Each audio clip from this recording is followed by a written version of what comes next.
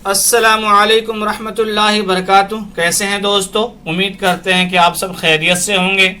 एक और नया वीडियो लेकर हम आपकी खिदमत में हाजिर हो रहे हैं। तो चलिए हम आपको एक एक करके सामान बता देते हैं कि आज हम क्या बनाने वाले हैं। आप ये देखकर समझ ही गए होंगे कि हम क्या बनाने वाले हैं। तो आज हम मटन कौरमा बनाने वाले हैं। देखिए इस तरह से हम मटन कौरमा बनाएंगे। तो चलिए हम आपको एक एक करके बताते हैं कि मटन कौरमा बनाने के लिए हमने कौन कौन सा सामान इस्तेमाल किया है। तो चलिए शुरू करते हैं। आज हम मटन कौरमा बनाने वाले हैं। तो मटन कौरमा बनाने के लिए हमने ये सामान लिया है। हमने 1 किलो के तकरीबन ये मटन लिया है। आप देख सकते हैं, इसको हम अच्छे से धो लिया है फ्रेश पानी से। और उसके बाद एक प्याज को हमने इस तरह से बारीक काट लिया है।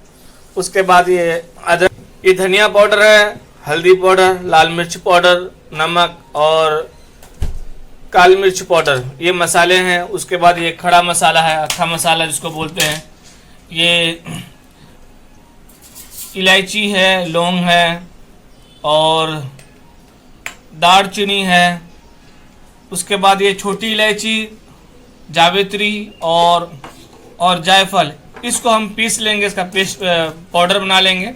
उसके बाद अदरक लहसुन का पेस्ट है और हमने 2 प्याज लिया है। इस प्याज को हम इसको फ्राई करेंगे।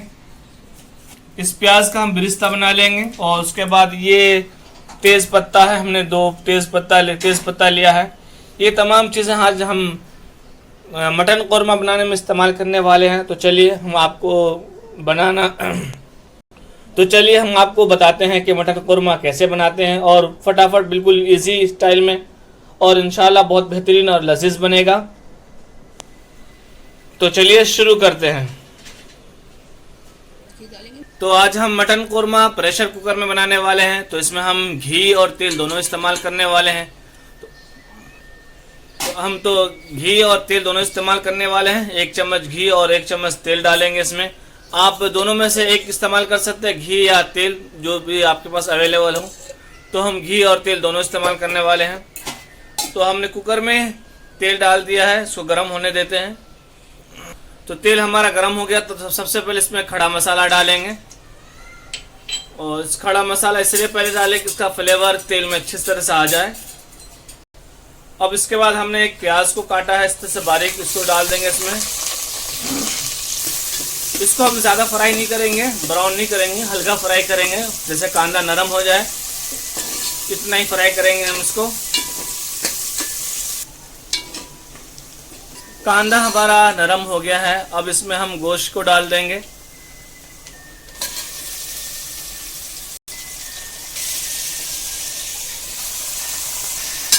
तो अब गोश्त को अच्छी तरह से भूनेंगे जब तक गोश्त का कलर चेंज ना हो जाए। जो खड़ा मसाला और प्याज में गोश्त को अच्छे से भूनना है, और मसाले की खुशबू भी गोश्त में अच्छे से आ जाएगा। देखिए गोश्त का कलर चेंज हो गया है। अब इसमें मसाले की बारी है। तो सबसे पहले अदरक लहसुन का पेस्ट डालेंगे हम। इसको भी डालने के बाद 2-4 सेकंड इसको चलाएंगे इस तरह से।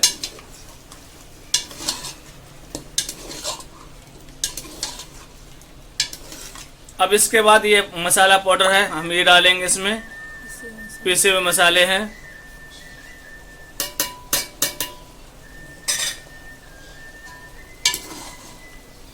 और इसको डालने के बाद इसको गोश्त को और मसाले को अच्छे से मिक्स करेंगे और भूनेंगे 2 मिनट तक तेज आंच में।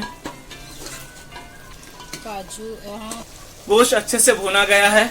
अब हम इसको पानी डाल करके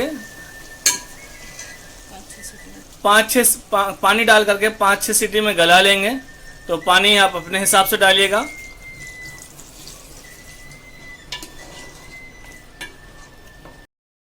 कुकर का ढक्कन लगा लेते हैं और इसको गलने देते हैं थोड़ी देर।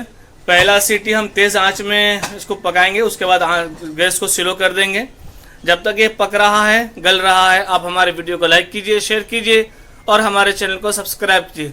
दोस्तों आप लोग देखते तो हैं वीडियो, लेकिन हमारे चैनल को सब्सक्राइब नहीं करते हैं। प्लीज़ हमारे चैनल को सब्सक्राइब करें। तो दोस्तों उधर हमारा गोश्त गल रहा है। जब तक हम आपको थोड़ा और सामान बता देते हैं। ये हमने कांदे को फ्राई करके इसका बिरिस्ता बना लिया है। उसके बाद ये काजू है, ये काजू और ये दही, हम इन तीनों चीज़ों को मिला करके इसको ग्राइंड कर लेंगे, पीस लेंगे। चलिए पहले इसको पीस लेते हैं। तो चलिए पहले गोश्त को हम चेक कर लेते हैं, हमारा गोश्त गला है या नहीं गला है। ये देखिए माशाअल्लाह, अब चेक करते हैं गोश्त गला है या नहीं। ये गल गया है हमारा गोश्त, ठीक है। ये देखें गोश्त गल गया है। तो इधर गोश्त हमारा तैयार हो गया है, गल गया अच्छे से। अब हम दूसरे गैस में एक पतीला लिए हैं, इसमें थोड़ा सा दही डालेंगे, थोड़ा सा घी डालेंगे।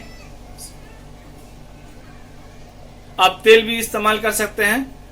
हम घी डालेंगे इसमें।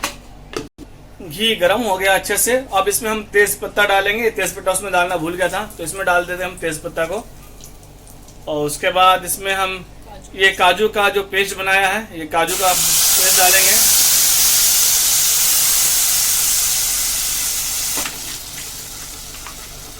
उसके बाद बिरिस्ता को हमने भी मिक्सर में पीस लिया था, इस बिरिस्ता को हम इसमें डाल देंगे। और हमने इसको धो करके थोड़ा सा पानी डाल दिया है, तो अच्छे से मिक्स कर लेंगे।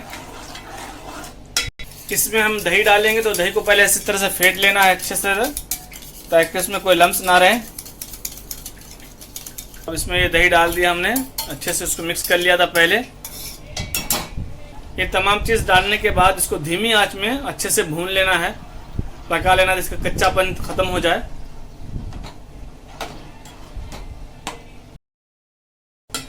ये देखिए मसाला हमने अच्छे से भून लिया है, एक जोश भी आ गया है।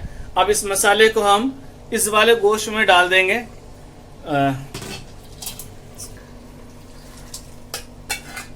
हमने ये मसाले को अलग अलग बनाया था, तो आपको दिखाने के लिए। आप चाहे अकेले इसमें गोश्त में भी बना सकते थे, तो हमने इसको अलग बनाया था। और देखिए हमारा ये मसाला इसमें गोश्त में चला गया है। अब इसको 5 से 7 मिनट इसको ढक करके अच्छे से पका लेंगे। और आप इसी स्टेज पे अपने ग्रेवी चेक कर सकते हैं और नमक वगैरह चेक कर सकते हैं। हमें पानी इतना ही चाहिए था, हम इसमें पानी और नहीं मिलाएंगे। तो चलिए इसको ढक करके 5 से 7 मिनट पका लेते हैं। हमने इसको 5 मिनट पका लिया है। अब इसमें ये जावित्री और क्या बोलते, जावित्री, जायफल और इलायची हमने इसको पीस कर रखा था, अब इसको हम ऊपर से डालेंगे खुशबू के लिए। और इसको ढक करके इसको चला लेंगे थोड़ा सा, और 2-3 मिनट और पका लेंगे। उसके बाद हमारा ये मटन कोरमा तैयार हो जाएगा। तो 2-3 मिनट पक्का हो गया है, मसाला डालने का पक करके हो गया है। इसकी खुशबू भी अच्छी आ रही है माशाल्लाह। और ये हमारा मटन कोरमा तैयार हो गया है। चलो अब इसको हम बाहर निकाल लेते हैं। ये देखिए अब हम डिश आउट कर रहे हैं।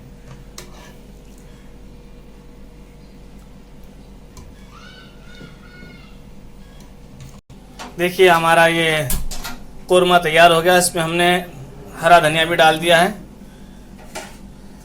ये देखिए हमारा कोरमा तैयार हो गया है। उम्मीद करते हैं कि आपको हमारी ये रेसिपी अच्छी लगी है। अगर आपको ये रेसिपी अच्छी लगी तो हमारे वीडियो को लाइक कीजिए, शेयर कीजिए और हमारे चैनल को सब्सक्राइब कीजिए। खुदा हाफिज़। अस्सलामु अलैकुम रहमतुल्लाह।